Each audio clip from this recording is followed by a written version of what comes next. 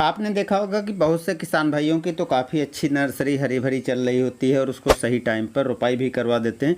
लेकिन बहुत से किसान भाइयों के सामने समस्या आती है कि धान की नर्सरी कुछ टाइम होने के बाद पीली पड़ जाती है या सफ़ेद हो जाती है। तो आखिर ऐसा क्यों होता है और कौन से उपाय हमें करने चाहिए जिससे हम नर्सरी जो पीली और सफ़ेद होती उसको होने से बचा सकें और अच्छी खासी नर्सरी की ग्रोथ और विकास हो सके। कि अक्सर ये समस्या बहुत से किसान भाइयों को देखने को मिलती है, तो इसलिए आपको इस वीडियो के माध्यम से पूरी जानकारी मिलने वाली है। देखिए किसान भाइयों, जब आपकी नर्सरी 15 से 18 दिन की बीच में हो जाती है तो इस टाइम पर आपको कुछ इस तरह के लक्षण दिखाई पड़ते हैं और जिसके कारण पौधे का विकास रुक जाता है, ग्रोथ रुक जाती है। जो 25 से 28 दिन पर आप नर्सरी की रोपाई करते हैं वो रोपाई योग्य तैयार भी नहीं हो पाती है। बहुत से किसान भाइयों की नर्सरी जो है 1 महीने के ऊपर भी हो जाती है लेकिन लगाने के योग्य तैयार नहीं होती, क्योंकि पौधे की लंबाई ही नहीं बढ़ती है।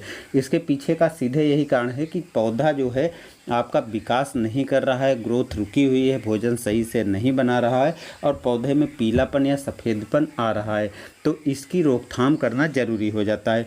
तो इसलिए जब भी आपकी नर्सरी 15 से 18 दिन की हो जाए और उस टाइम पर अगर नर्सरी में थोड़ा बहुत भी पीलापन दिखाई पड़ता है या सफ़ेद होना चालू हो गई, अक्सर सबसे पहले इसके लक्षण आपको नर्सरी जहाँ डाली है उसके किनारे पर दिखाई पड़ती है, जहाँ पर थोड़ा ऊंचा भाग होता है। तो वहाँ से आपको यदि 1, 2, 4 पौधे पर भी लक्षण दिखाई पड़ते हैं, तुरंत आपको ये उपाय कर लेना चाहिए।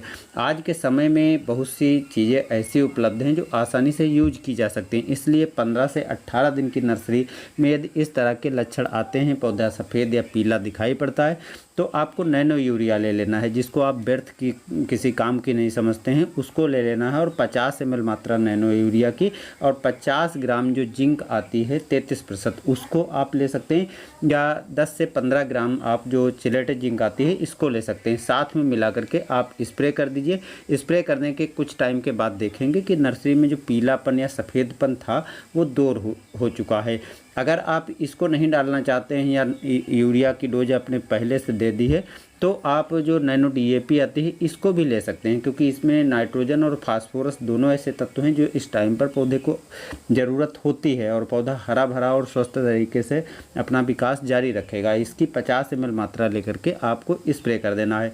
लेकिन स्प्रे करने के पहले एक कुछ कमियां होती हैं जिसके कारण ये पीली और सफ़ेद नर्सरी दिखाई पड़ती है, वो आपको ध्यान देना ज़रूरी है। तो इसलिए अगर आप उस कार्य को नहीं अपनाते हैं तो इन चीज़ों को डालने से भी आपको कोई फ़ायदा नहीं मिलने वाला है। तो जब भी आप इन चीज़ों को डालें उसके पहले आपको खेत में पर्याप्त नमी बनाए रखनी है। पर्याप्त नमी बनाए रखने के लिए शाम को सिंचाई कर देना है और सुबह यदि एक्स्ट्रा पानी बचा रहता है खेत में तो उसको बाहर निकाल देना है, क्योंकि इस दिन को अगर खेत में पानी जमा रहता है तब भी पौधा पीला हो जाएगा, क्योंकि तेज़ धूप पड़ने से पौधा पीला हो जाएगा, यहाँ तक कि फफूंद लग सकती है, गल करके ख़राब हो सकता है। तो इसलिए शाम को सिंचाई करें और पर्याप्त पानी से अधिक पानी यदि बचा है, कहने का मतलब नमी के अतिरिक्त यदि पानी खेत में बचा है तो उसको आपको निकाल करके बाहर कर देना है। हाँ, खेत को सूखने नहीं देना। अगर सूख जाती है, मिट्टी सूख जाती है, तो मिट्टी सूख जाने पर अब इसके लक्षण दिखाई पड़ने चालू हो जाएंगे, क्योंकि अगर पर्याप्त नमी नहीं होती है खेत में, मिट्टी सूख जाती है, तो क्योंकि इस टाइम पर तेज़ धूप पड़ती है। अब 2-4 दिन पहले हवाएं भी तेज़ चली थी, लेकिन तेज़ धूप पड़ने के कारण जो है पौधे में सफ़ेदपन आना और पीलापन आना एक साधारण सी प्रक्रिया है। इसलिए उससे बचाव करने के लिए आपको खेत का टेम्परेचर डाउन करना है। टेम्परेचर डाउन करने के लिए आपको सिंचाई करनी, यानी पर्याप्त नमी खेत में बनाए रखना है, जिससे जो तेज़ धूप का प्रभाव है धान की नर्सरी पर कम हो जाएगा। और जब धान की नर्सरी पर तेज़ धूप का प्रभाव कम हो जाएगा तो और आपने उर्वरकों को डाल दिया है तो नर्सरी पीली होने से और सफ़ेद होने से भी बच जाएगी और नर्सरी का पुनः ग्रोथ और विकास होना चालू हो जाएगा। इसके अतिरिक्त दोस्तों आपको और कोई फालतू के कार्य करने नहीं हैं, बस यही कार्य करना है। सिंचाई और पर्याप्त नमी और जो उर्वरकें मैंने बताई हैं बस इनको डालकर देखिए, आपकी जो ये समस्या है वो दूर हो जाएगी। हाँ, जब इस तरह के लक्षण पूरे खेत में फैल जाते हैं तो आपकी नर्सरी जो है 25 दिन पर रोपाई करने योग्य नहीं होगी, कहीं 28 से 30 या 32 दिन पर रोपाई योग्य तैयार होगी, क्योंकि यदि इस प्रकार के लक्षण उत्पन्न होते हैं तो पौधे का विकास पीछे चला जाता है, जिससे 4-5 दिन तो उसके पुनः इस स्टेज में यानी हरापन आने में लगेंगे और उसके बाद वो भोजन की प्रक्रिया अच्छे से कर पाएगा, जिससे थोड़ा टाइम लग जाएगा। तो उसकी आप थोड़ा टाइम से लेट ही रोपाई कर पाएंगे। लेकिन इसको यदि शुरुआती लक्षण आप पहचान लेते हैं और इस तरह के काम अगर आप निरंतर कर लेते हैं तो किसी तरह की आपकी नर्सरी में समस्या आने वाली नहीं है और 25 दिन पर आप आसानी से धान की नर्सरी रोपाई कर पाएंगे।